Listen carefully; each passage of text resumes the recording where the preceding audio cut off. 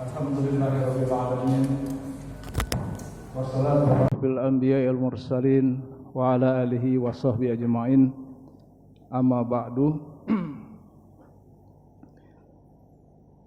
Wa qala Allah ta'ala fil kitabil karim, a'udzu billahi minasy syaithanir rajim. Bismillahirrahmanirrahim. Alif lam mim. Dzalikal kitabu la raiba fihi hudan lil muttaqin. Alladzina yu'minuna bil ghaibi wa yuqimunas sholata wa mimma razaqnahum yunfikun. Walladzina yu'minuna bima unzila ilaika wa ma unzila min qablik wa bil akhirati hum yuqinun. Ulaika ala hudam mir rabbihim wa ulaika humul muflihun. Hadirin jamaah tarawih yang insyaallah dimuliakan Allah Subhanahu wa taala. Puji dan syukur kita panjatkan kehadirat Allah bahwa kita semua yang hadir di sini masih Allah pertemukan dengan bulan Ramadan, bulan yang penuh pengampunan, bulan yang dimuliakan Allah SWT, di mana amalan-amalan kita dilipat gandakan oleh Allah SWT. Hadirin yang dimuliakan Allah Subhanahu wa taala, pertanyaan buat kita kaum muslimin adalah seberapa dekat kita dengan Al-Qur'anul Karim. Tadi di awal surat Al-Baqarah saya bacakan bahwa Allah menyatakan zalikal kitabu la raiba fihi hudan lil muttaqin. Ini adalah kitab yang tidak ada keraguan di dalamnya. Hudan lil muttaqin, petunjuk bagi orang-orang yang bertakwa. Di sini Allah tidak menggunakan kata Al-Qur'an, tetapi Alkitab. Alkitab ini kalau dalam tata bahasa Arab, dia termasuk kata definite atau kata yang punya arti khusus, insya Allah. Jadi kalau dalam bahasa Inggris itu alif lam di depan itu seperti kata the, Pak. Ya, kalau dibilang the book, maka itu buku yang khusus. Jadi insya Allah di sini Allah merujuk kepada Alkitab. Dalam hal ini adalah Al-Qur'anul Karim. Kemudian Allah katakan bahwa la raiba fi, tidak ada keraguan di dalamnya. Hudan lil muttaqin, petunjuk bagi orang-orang yang beriman atau bertakwa. Kemudian dilanjutkan dengan allazina yu'minuna bima unzila ilaika wa ma unzila min qablik. Jadi wallazina yu'minun, jadi mereka juga beriman kepada yang telah diturunkan kepada orang-orang sebelum mereka. Ini adalah ciri-ciri atau tanda-tanda orang yang bertakwa. Wabil akhirati hum yuqinun, dan kepada hari akhirat mereka meyakini. Bapak Ibu sekalian yang dimuliakan Allah SWT, bahwa bulan Ramadan kita ketahui adalah bulan diturunkannya Al-Quran. Sehingga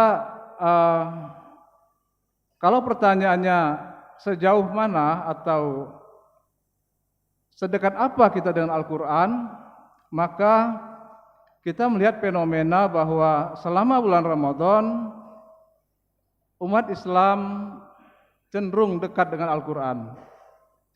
Ada program untuk menghatamkan Al-Quran, kelompok-kelompok tadarus dan sebagainya. Ini kegiatan yang sangat baik. Semangat untuk membaca Al-Quran itu salah satu ukuran bagaimana kita seharusnya mencintai Al-Quran. Tetapi pertanyaan berikutnya, sejauh mana umat Islam paham dengan isi Al-Quran? Memang Al-Quran ini adalah bahasa Arab, bukan bahasa ibu kita. Sehingga diperlukan usaha sebenarnya bagi kita umat Islam untuk paham dengan Al-Quran ini dengan tentu mempelajari bahasa Arab yang digunakan oleh Al-Quran. Nah, ini Bapak Ibu sekalian memang ada kendala, sehingga banyak sekali kita tidak paham dengan apa yang kita dengar. Misalkan imam membaca bacaan sholat, ya, kita banyak yang tidak paham, sehingga banyak sekali saat ini orang-orang Islam yang mencoba mencari jalan bagaimana agar orang-orang Islam ini paham dengan isi Al-Quran. Kita di dalam masa IT sekarang, kita tentu dekat dengan YouTube misalnya, atau medsos yang lain, dan kita bersyukur bahwa pada saat sekarang semua itu terasa mudah hadir ke hadapan kita. Dan sekaligus ini semacam tentu pisau bermata dua. Karena medsos itu bisa menjadi negatif, tapi juga banyak sisi positif yang bisa kita manfaatkan. Nah, salah satunya tentu bagaimana orang-orang Islam yang punya pengetahuan mereka tentang Al-Quran, mereka menciptakan banyak metode sekarang yang memudahkan umat Islam untuk lebih dekat dan lebih memahami Al-Quran. Maka marilah kita menggunakan momen Ramadan kali ini, menekadkan diri kita masing-masing bagaimana kita lebih dekat dengan Al-Quran, kemudian memahami isi Al-Quran, kemudian tentu kita menjalankan. Karena kita paham semua bahwa hudan, petunjuk itu kalau tidak dipahami, bagaimana kita bisa mengikuti petunjuk itu. Ini sesuatu yang sifatnya common sense saja ya, maksudnya sesuatu yang alami kita pahami. Nah, Bapak Ibu sekalian, kita paham bahwa Al-Quran itu banyak sekali isinya, ya, dan sebenarnya kita sebagai umat tidak harus juga paham satu-satu, karena ulama-ulama kita juga sudah banyak, misalkan ada tafsir-tafsir dan sebagainya.